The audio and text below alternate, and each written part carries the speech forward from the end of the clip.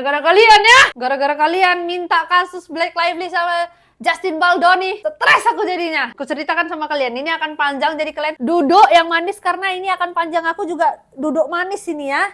Kalian dengar nih. Jadi kasus Blake Lively sama si Justin Baldoni ini bisa ribut kali, viral kali, rame kali, itu gara-gara si Blake Lively ini menuntut si Justin atas tuduhan sexual harassment dan juga smear campaign. Dan itu diliput di The New York Times gitu loh. Jadi publik semua tahu. Tapi Justin itu nggak diam aja. Akhirnya Justin itu menuntut balik si Blake, suaminya Ryan Reynolds, dan juga di The New York Times atas tuduhan mereka itu sudah mencemarkan nama baik dia. Justin ini juga membuat website sendiri di mana dia itu taruh semua bukti-buktinya dan runutan kejadian dari awal sampai akhir. Nah, hari ini yang aku mau ceritakan adalah runutan kejadian yang dari websitenya si Justin gitu ya, biar kita sama-sama paham gitu. Jadi di tahun 2019 si Justin ini memiliki ketertarikan untuk menjadikan buku It Ends With Us menjadi film gitu. Akhirnya dia itu menghubungi Colin dan juga bilang, boleh nggak kita itu jadikan buku ini sebagai film gitu loh, karena ini bagus banget gitu. Akhirnya si Colinnya ini, si penulis buku ini akhirnya setuju. Jadi tujuan si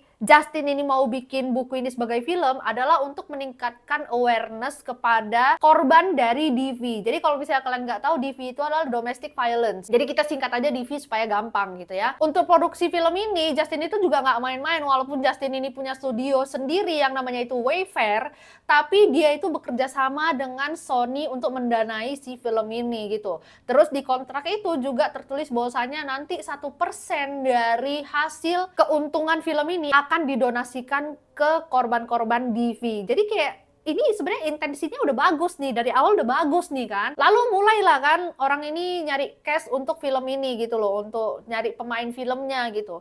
Nah, si Justin ini akan memerankan pemeran utamanya, laki-lakinya. Dia itu juga jadi sutradara. Nah, sekarang kan mereka tuh nyari pemeran utama perempuannya ya kan. Blake Lively setuju untuk jadi pemeran utama perempuannya di akhir tahun 2022. Tapi si Blake itu bilang bahwa saya di situ dia harus dikasih kredit sebagai eksekutif produser. Padahal dari Wayfair itu tuh tidak pernah menuntut Blake untuk jadi produser gitu loh, untuk jadi cash aja gitu loh, nggak usah jadi produser. Tapi karena Blake maunya kayak gitu, oke, mereka mengokekan lah gitu kan. Ternyata permintaan-permintaan Blake yang nggak masuk akal itu bukan cuma sampai di situ, tapi waktu mereka lagi syuting film di Mei 2023 dirumorkan bahwasanya si Blake ini itu tuh mulai inilah ikut campur dalam hal produksi yang lain-lain gitu. Bahkan si Blake ini bilang bahwasanya aku tidak mau pakai wardrobe yang disiapkan oleh kostum desainernya yang udah di hire gitu loh. Jadi dia maunya itu dia pakai baju sendiri aja gitu loh. Dan sebenarnya itu nggak ada di kontrak dia. Di kontrak dia itu sebenarnya dia tidak boleh ikut campur hal ABCD gitu loh. Di situ aja sebenarnya Blake itu udah melewati batas kan. Cuman ya udah, mereka tetap lanjut syuting. Ini berlanjut terus nih. Blake ini juga mulai nggak mau diatur sama sutradara. Jadi kan kalau misalnya sutradara itu udah ada vision, udah ada kira-kira nih nanti pemerannya itu mau diproyeksikan di film itu nanti akan seperti ini gitu-gitu kan, pasti kan udah gitu tuh. Dia nggak mau, dia maunya suka-suka dia aja. Dan akhirnya sampai di satu titik di mana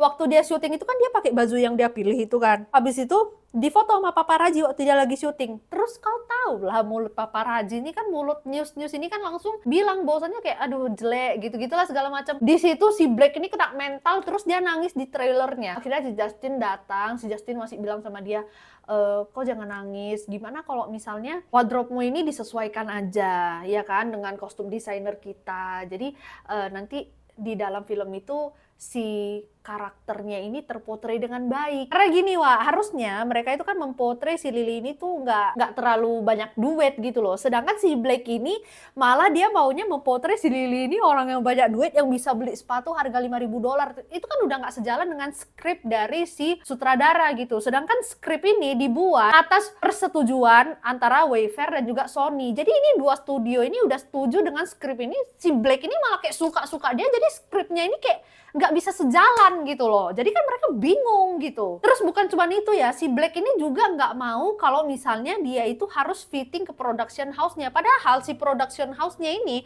cuma 15 menit dari rumahnya. Apa salahnya kau datang fitting? Dia nggak mau. Dia nggak mau. Dia maunya kalau misalnya kalian mau fitting ya, kalian semua yang ngantarkan wardrobe-nya itu ke tempatku. Sedangkan mereka itu nggak ada budget. Mereka itu nggak ada budget untuk mengirimkan semuanya itu ke dia gitu loh. Kayak itu kan nambah budget lagi. Sedangkan budget mereka ini untuk produksi sih udah besar. Apalagi si Blake ini suka nulis ulang skripnya. Jadi ada satu adegan di mana itu adegan rooftop, ternyata skripnya itu diganti sama Ryan Reynolds. Aku nggak ngerti apa hubungan si Ryan ini sampai dia itu bisa mengubah skrip di film itu, sedangkan dia itu tidak masuk ke dalam project itu gitu loh. Terus di beberapa adegan syuting juga si Blake ini suka kayak ganti-ganti skrip semau-maunya dia aja gitu loh. Akhirnya ini membuat proses syutingnya jadi lebih lama, proses produksinya jadi lebih lama, akhirnya ya dananya makin lama makin tergerus gitu loh. Kayak mana lagi kan? Jadi Justin ini pernah dilabrak sama si Ryan gara-gara apa? Gara-gara si Blake bilang bahwasannya si Justin itu fat shaming dia. Jadi si suaminya datang untuk ngelabrak si Justin.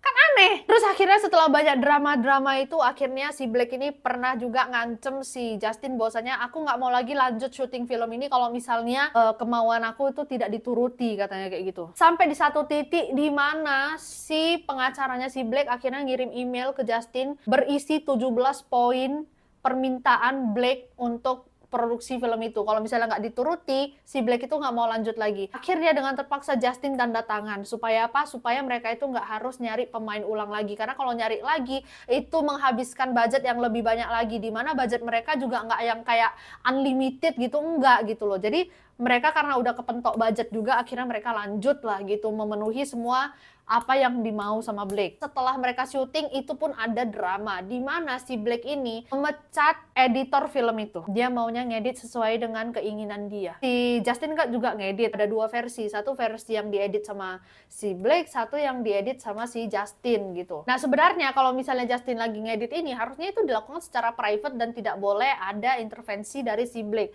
Tapi si Blake bilang bahwasanya aku mau ikut, aku mau lihat. Karena dia mengancam segala macam, akhirnya mereka mengizinkan Blake untuk ikut dalam pengeditan editor's cut. Yang awalnya diizinkan cuma 2 hari jadi 10 hari. Terus di tengah-tengah edit itu si Blake ini bilang bahwasanya aku maunya editanku yang dipublikasikan ke publik gitu loh. Tentu saja Sony dan juga Wayfair dan juga si Justin ini tidak setuju dong. Kayak mana kok tiba-tiba mau kayak gini gitu kan. Akhirnya si Blake ini bilang ya udah gini aja, kita coba aja tes ke publik mana yang ratingnya lebih tinggi. Nah yang ratingnya lebih tinggi itu yang dipakai. Akhirnya mereka tes. Nah si Blake ini juga bilang kalau misalnya memang editan si Justin itu mendapatkan rating lebih tinggi, aku akan berhenti untuk ikut campur katanya. Akhirnya setelah mereka tes ternyata editan si Justin ini mendapatkan rating yang lebih tinggi. Dia nggak terima. Akhirnya dia bilang gini, aku mau pokoknya editanku yang dipakai untuk publik. Kalau misalnya enggak, aku tidak akan ikut semua event promosional film ini. Jadi untuk promo film ini aku tidak akan ikut katanya. Bukan cuman itu, dia juga minta di film itu dia dikasih kredit PGA. PGA itu adalah Producer Guild of America. Jadi itu adalah title ya, mark di mana si produser ini adalah orang yang paling banyak berkontribusi untuk film itu gitu loh. Selain itu si Blake itu juga nggak mau bahwasanya si Justin dapat kredit. Jadi kalian tengok aja posternya sendiri. Posternya itu cuman mukanya Blake. Jadi dia nggak mau ada cast lain yang ada di dalam poster itu. Terus dia juga tidak mau kalau film ini itu diberi label a film by Justin Baldoni. Padahal kan dia yang awalnya minta izin ya kan, tapi tidak boleh. Nggak sampai di situ aja, bahkan si Blake ini juga bilang bahwasanya dia tidak mau kalau misalnya Justin ikut dalam premiere film ini. Akhirnya Sony yang memohon-mohon kepada si Blake, tolonglah kasih izin lah gitu. Nggak bisa dong, dia kan direkturnya, dia juga pemeran utamanya, masa dia nggak ikut premiere film.